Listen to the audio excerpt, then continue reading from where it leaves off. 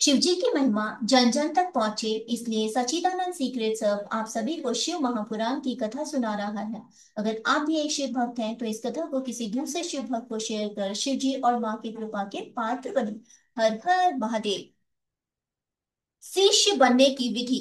शौनक जी सूत जी से बोले, हे वामदेव जी, धन्य है जिनसे इस पावन कथा की उत्पत्ति हुई। तब मुनियों के प्रेम भरे वचन सुनकर सूत जी बोले, हे मुनियों, आप सब धन्य हैं। अब आप उन महात्माओं के संवाद को और सुनिए।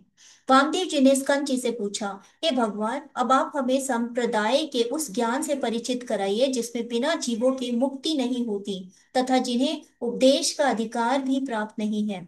इनके अन्य कर्म तथा स्नान इस प्रकार क्यों है?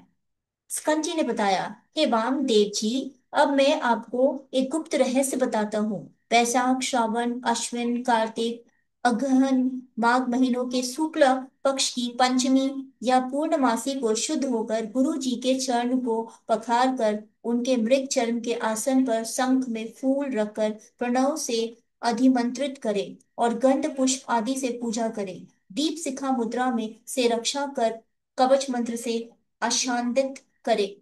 आर्य के विधान से उत्तम मंडल कर उसे सुगंधित पुष्पों से पूजे। शुद्ध जगह पर घड़ा रखकर उसे सूत से लपेटे, उसमें सुगंधित जल भरे।